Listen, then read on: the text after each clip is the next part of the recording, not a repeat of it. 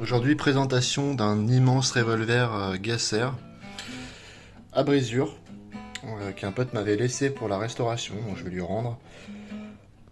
Donc vraiment magnifique. Alors, on n'a aucun élément pour savoir la provenance de ce revolver. Il n'y a pas de marquage à part un dé à l'intérieur. Donc on va l'appeler le Gasser Mystère. Je vais vous montrer donc les étapes de manipulation et puis bien sûr la restauration qui m'a pris quand même une bonne semaine. Donc j'espère que vous regarderez jusqu'au bout. Et je vous souhaite une bonne journée. Donc pour la manipulation, voilà. Alors, pour la double action, ça marche. Le doigt élévateur, vous voyez qu'il fonctionne. Le seul problème qu'on va avoir, c'est qu'il n'y a que cette partie-là, l'extracteur, qui vient tourner. Alors pourquoi? Je vais vous montrer ça. Donc on l'ouvre. L'autre main c'est mieux. Hop. Donc vous voyez, là on va avoir des petits trous là ici. Je sais pas si ça focus. Voilà. Et normalement ils devraient être alignés. Pourquoi ils sont pas solidaires du barillet? Simplement parce qu'il manque des rivets. Donc ça va être à changer. Donc pour l'ouverture et la fermeture c'est pareil qu'un Smith & Wesson Russian. Sauf que là on est sur un Gasser. Pour la simple action, donc pareil, hein, nickel aussi. Ça percute bien. Pour les organes de visée, je sais pas si on va réussir à avoir quelque chose. Je vais tenir comme ça. Donc vous avez juste une encoche. Franchement pas mal du tout ce revolver. Hein. Tenez-vous bien pour la taille du revolver. Donc là je suis sur à peu près 38 cm. Donc vraiment énorme. Pour le calibre, donc on est bien à peu près sur du 11 mm Gasser. Pour le diamètre des chambres, ce qui m'avait étonné, c'est que ça fait à peu près 12 mm. Donc quand je passais les brosses de 45, ça venait rentrer tranquillement dans le canon et dans le barillet, ça flottait. Donc je lui allais venir faire ça au 410, vous verrez à la fin de la vidéo. Vous me direz pourquoi. Hein. Là, il nous manque un rivet pour tenir l'axe et il nous manque aussi une baguette d'extraction. Si on est un peu pointilleux, on remarque aussi que la note calotte, en fait c'est un anneau pour un porte-clés. Donc là on va passer à la restauration du début à la fin. Bonjour à toutes et à tous, alors qu'est-ce qu'on va se faire aujourd'hui? On m'a demandé de restaurer donc pour quelqu'un, hein, donc un abonné, un bon ami et un collectionneur, cet énorme revolver. Voilà, donc qu'est-ce qu'on constate? Donc c'est déjà la rouille de surface, il y en a pas mal. Alors, je sais pas si on le verra parce qu'il y a pas mal de lumière aujourd'hui. Donc pas mal de petites taches de rouille par-ci par-là. Rien de bien méchant et rien de bien difficile à enlever. Avec un canon bien sale. Au niveau du pontet, donc il y a pas mal de taches rouges. Je sais pas si on va les voir à la caméra là. Je sais pas. Et on a aussi les plaquettes de crosse. Donc l'ancien propriétaire s'est amusé à essayer de refaire le quadrillage. Donc il a pas trop bien réussi son coup. Je vais venir les poncer et essayer d'en faire quelque chose. S'il me reste de la pâte à bois, j'essaierai de combler, on va dire, les dégâts. Mais je pense que le mieux à faire, c'est qu'il en refasse une. Dernière chose que je voulais vous dire aussi. Alors, on ne sait pas ce que c'est. On sait que c'est un Gasser, mais il a aucun marquage. Ni là au niveau du barillet, ni sur le bâti, ni sur aucune partie. Je verrai si je trouve quelque chose de démontage, mais ça m'étonnerait. Donc c'est un énorme Gasser, et on va l'appeler le Gasser Mystère. Donc je vais venir tout démonter, je vais venir lui enlever la rouille, et puis on verra bien ce que ça donne.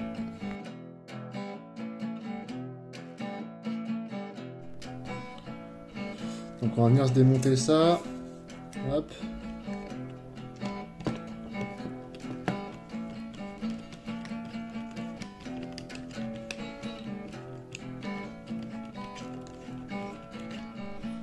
Donc là on a nos plaquettes qui sont à côté. Et je vais essayer de venir retaper.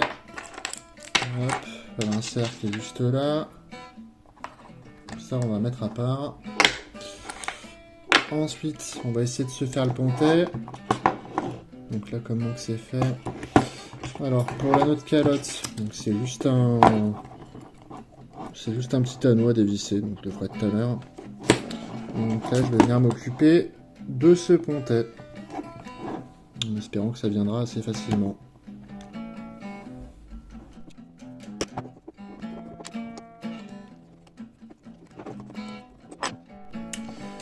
Et voilà donc une tache de rouille en cachant une autre. On a aussi pas mal de taf ici. Donc maintenant on va venir se démonter le barillet. Hop. Voilà, qui vient assez facilement.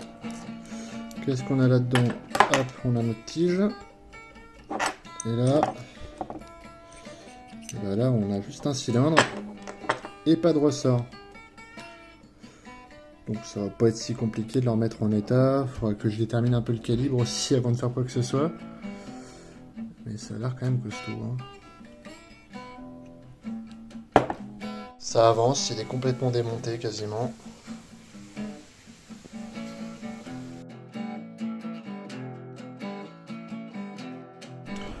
Donc ce matin, je vais venir restaurer les crosses de mon pote là. Les plaquettes de crosse qui sont dans un sale état. Là, vous voyez que ça commence à se fissurer. Voilà. Si j'appuie dessus, ça craque. Donc je crois que je vais venir mettre de la pâte à bois dedans. Et je vais déjà bien lui poncer, on verra ce que ça donne.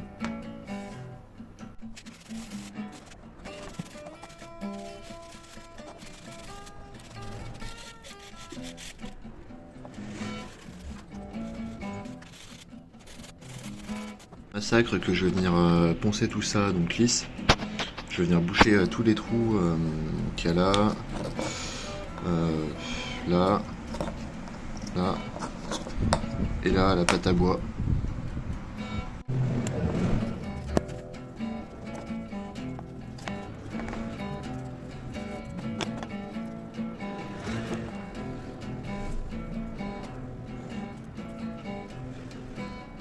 Je vais aller aussi combler les trous derrière. Je sais pas si on verra bien. Voilà.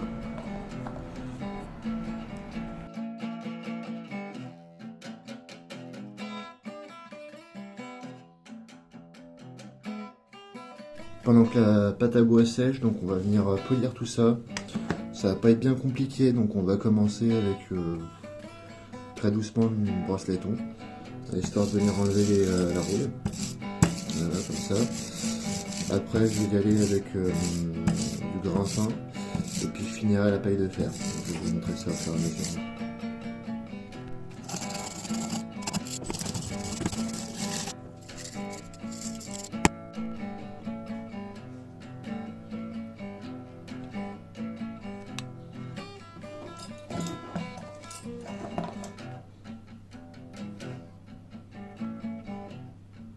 Donc là, ça commence déjà à partir assez facilement. Hein. Donc, ça va pas être bien compliqué. Je vais vous épargner un petit peu le processus.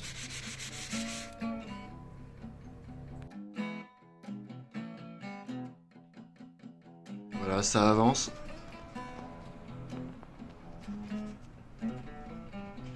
Première étape de ponçage pour l'aspect chromé. Donc je suis plutôt satisfait du résultat franchement, donc ça brille. Et puis je vais vous montrer la suite juste après.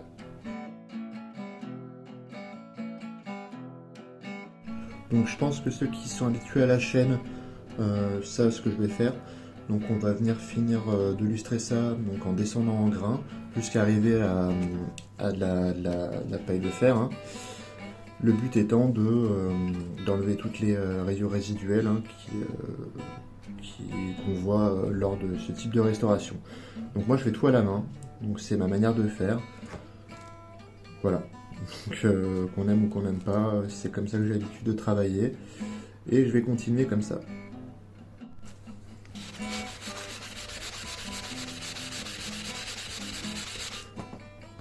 Donc voilà, je crois que vous avez compris, je vais faire ça un peu de partout. Et quand j'aurai fini, je viendrai finir donc avec de la paille de fer. Jusqu'à ce qu'on voit plus de rayures et que ce soit donc vraiment bien lustré comme une Harley quoi. Donc voilà, ça brille de plus en plus, il y a pratiquement plus de rayures de surface.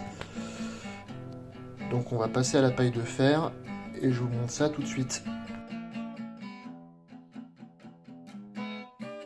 Et voilà, maintenant que ça commence à briller, on va s'employer la paille de fer. Donc je vais pareil, hein, je ne vais pas vous montrer tout le processus, mais l'idée c'est de venir affiner tout ça.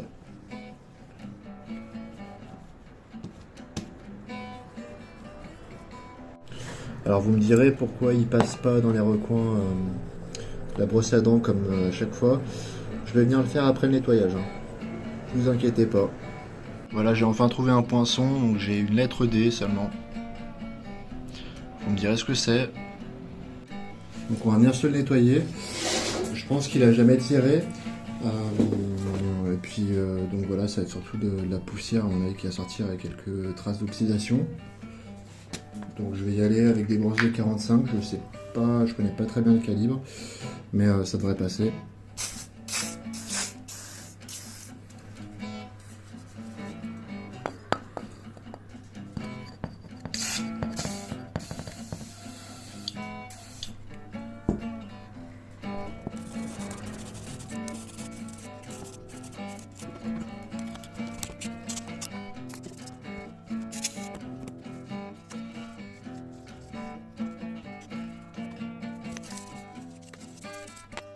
Je vais essayer de passer un coup de brosse de 410 pour voir si c'est un peu plus gros. Ouais, là c'est mieux quand même, hein.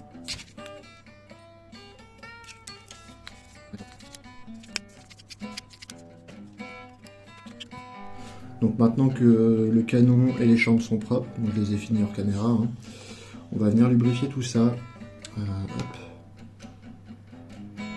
Comme ça évitera que en le touchant, il y a de la rouille qui revienne.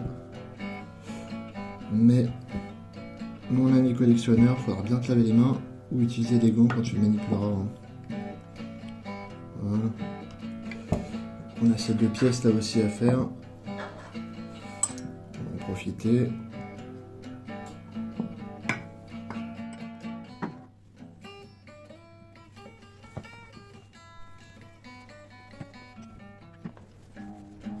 Donc ça fait bien briller, hein. Exactement ce que je voulais.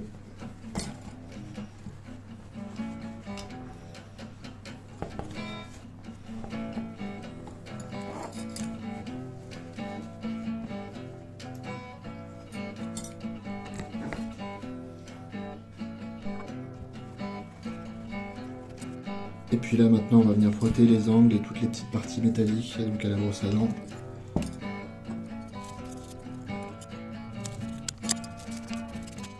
Donc là on va arriver à la partie la plus délicate puisque je vais venir poncer donc ces crosses, ces plaquettes de crosse pardon, sur lesquelles j'ai mis de la pâte à bois. Alors le pote qui m'a filé son flingue, hein, pour restauration me demande du poncer huilé. Vous me direz qu'il est exigeant, mais en même temps, sans lui, il n'y aurait pas beaucoup de vidéos. Donc on va s'employer à faire ça. Normalement j'utilise le plus gros grain en premier et après le plus fin.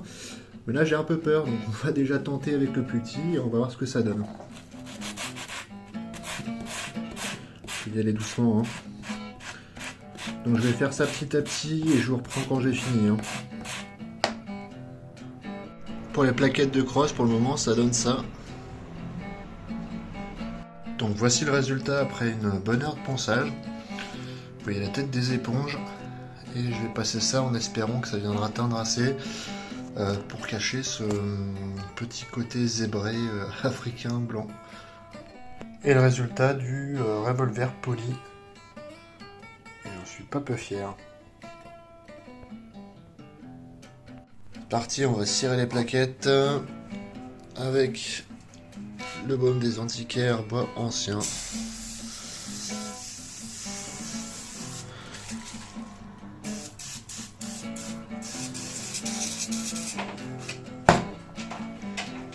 Donc pour le résultat, là c'est des antiquaires, donc ça vient pas reteindre, enfoncer, hein, puisque c'est de la cire claire. Mais on va y aller au système D de manière peu orthodoxe en attendant qu'on ait du brunois. Je pense que vous avez compris mon idée. Alors si ça marche, franchement, je mérite une bière de plus ce soir.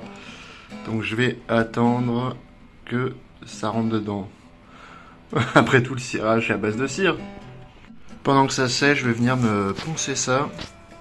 En tout cas, me l'illustrer. Je vais y aller à l'éponge et puis je mettrai peut-être après du produit.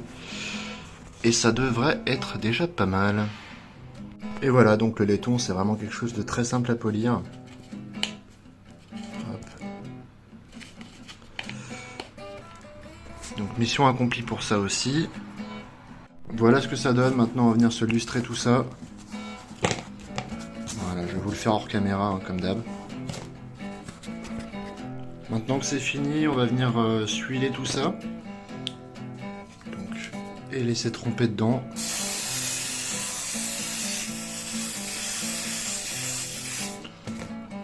Et ensuite, on va venir tout homogénéiser. Donc voilà ce que ça donne.